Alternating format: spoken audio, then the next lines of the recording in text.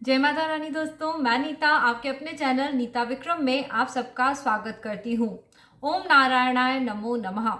आज दोस्तों हम इस साल की आखिरी एकादशी के विषय में बात करने वाले हैं। वर्ष 2021 में 2 बार सफला एकादशी का व्रत आया है। जनवरी में पहला आया था और ये इस साल के आखिरी में आया है सफला एकादशी का व्रत आपको 30 दिसंबर 2021 की तारीख को करना है। सफला एकादशी का व्रत द्वादशी युक्त तिथि में रखने से 5000 तक जो हम तप करते हैं उसका पुण्य फल हमें प्राप्त होता है और कार्य में सफलता भी मिलती है, मनोवांछित फलों की प्राप्ति होती है, धन बढ़ता है, पुत्र पौत्र आदि की सद्बुद्धि भी होती है।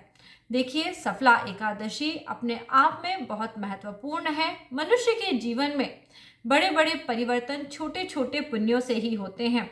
तो ऐसे में आप सभी को सफला एकादशी का व्रत अवश्य रखना चाहिए। एकादशी इस कलयुग में पुण्यदायी तिथि है, जिसपे यदि आप व्रत रखते हैं, पूजा पाठ करते हैं, तो आपके जीवन में कष्ट नहीं आते। जैसा कि मैं आपको बता रही हूँ, 30 दिसंबर 2021 की तारीख गुरुवार के दिन पौष मास के कृष्ण पक्ष की एकादशी सफला एकादशी का आप व्रत रखेंगे। एकादशी व्रत की जो तिथि है, इसका प्रारंभ 29 दिसंबर को दोपहर में 4:12 पे होगा और इसकी समाप्ति 30 दिसंबर को दोपहर में 1:40 पे हो जाएगी। उसके पश्चात द्वादशी की तिथि लग जाएगी। दोस्तों, अग्नि पुराण में द्वादशी युक्त एकादशी को श्री हरि विष्णु द्वारा सर्वोच्च बताया गया है। इस तिथि पे व्रत रखने से आपके जीवन में कभी भी असमय संकट नहीं आते हैं।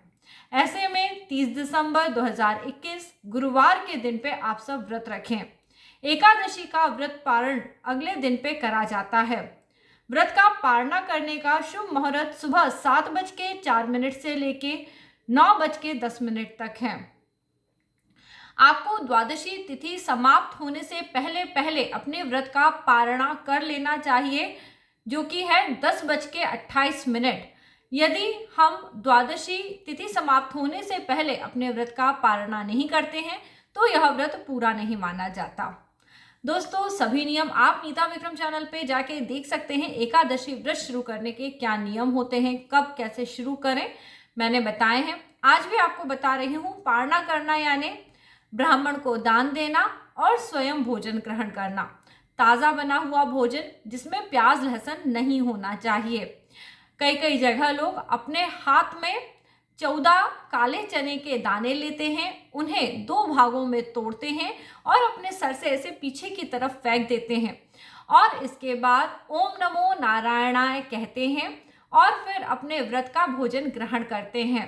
ऐसा माना जाता है, इस प्रकार से व्रत का पारणा करने से 7 जन्म में किए हुए पापों से मुक्ति मिल जाती है और श्री हरि नारायण की कृपा प्राप्त होती है।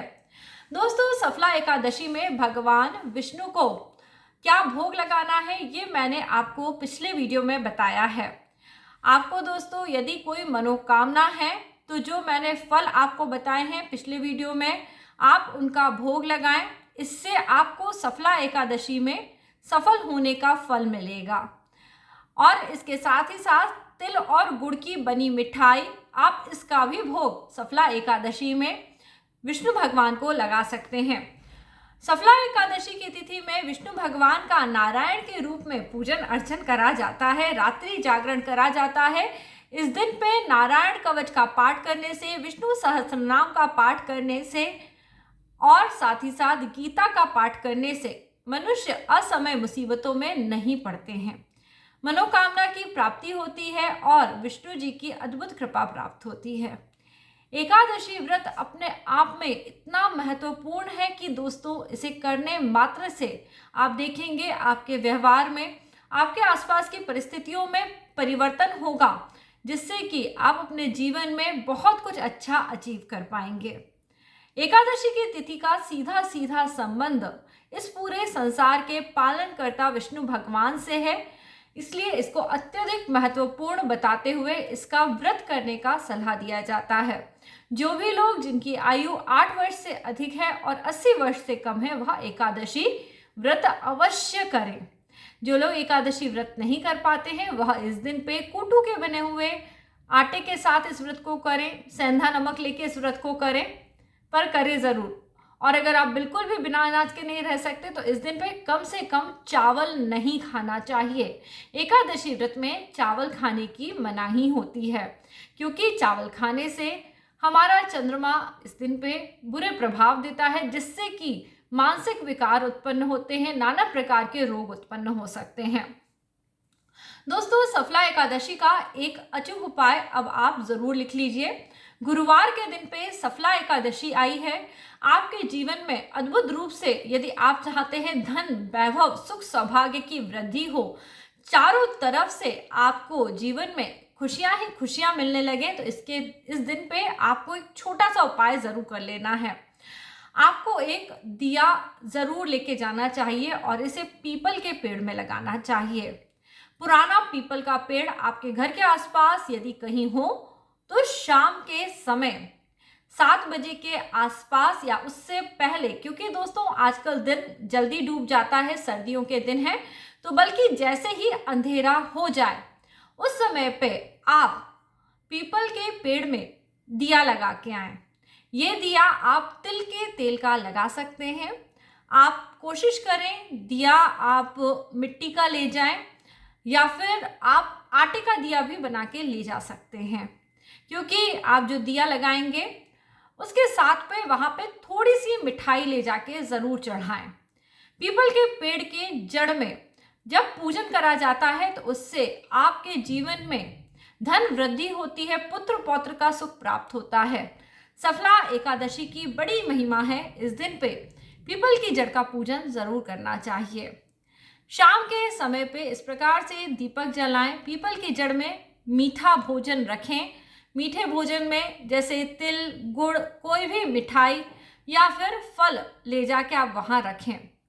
बहुत हर जगह से निराश हो गए हैं, कोई आशा उम्मीद नहीं है, कहीं सफलता नहीं मिलती। सिर्फ उस ईश्वर को याद करने मात्र से हर काम बन जाते हैं। अगर आपको भरोसा नहीं होता है तो भागवत में आने वाली लुम्पक की कहानी आपको जरूर सुननी चाहिए, क्योंकि यही सफला एकादशी की कथा है। यह कथा ऐसे लोग जिन्होंने अपने जीवन में कभी कोई अच्छा कर्म भी नहीं करा हो, उनके भी जब वो सद्मार्ग पे आ जाते हैं और नारायण की कृपा उन्हें प्राप्त होने लगती है, तो किस प्रकार सुख वैभव प्राप्त करते हैं, हर प्रकार से अच्छे जीवन को जीते हैं और फिर उसके बाद वैकुंठ को जाते हैं, ये बताती है। तो देखिए, यदि आज तक कोई पुण्य कर्म नहीं करा, जीवन में बहुत गलतियां करी हैं और सिर्फ पछता रहे हैं, रो रहे हैं, कहीं से सुख नहीं प्राप्त करते, ऐसे में सफला एकादशी का व्रत करिए। सफला एकादशी के दिन पे पुराने पीपल के वृक्ष के नीचे जो मैंने आपको उपाय बताया है वो उपाय करिए। जब आप वृक्ष के नीचे जाएं तो तिल के तेल का दीपक अपने साथ लेके जाएं।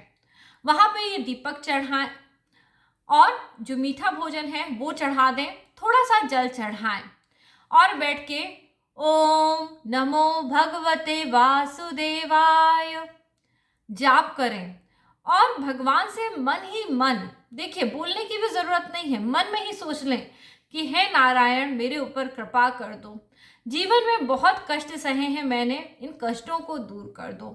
नारायण की कृपा ऐसी है कि बस आप सोच लें और आप ये समझ लें कि यह पीपल आपके दुखों को लेने के लिए है, यानी नारायण आपके दुख ले रहे हैं और आपको सुख दे रहे हैं।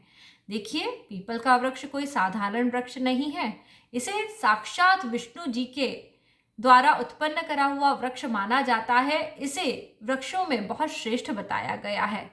स्वयं विष्णु भगवान कहते हैं मैं वृक्षों में पीपल हूँ। इस प्रकार से आपको पीपल का पूजन करने से विशेष लाभ होगा। लाभ तब होगा जब आपकी भावनाएं अच्छे स्तर पे होंगी, जब आप भगवान का पूजन अर्चन अच्छे से कर पाएंगे। भाग भाग के गए और जल्दी जल्दी आ गए, ना कोई श्रद्धा है ना भगवान में विश्वास है, तो ऐसे में फल की प्राप्ति होना भी नामुमकिन है। पूजा पाठ तभी फलित होता है जब श्रद्धा विश्वास हो। यदि आपको श्रद्धा विश्वास नहीं है तो आप अपने कर्मों में अपना समर्पण दें।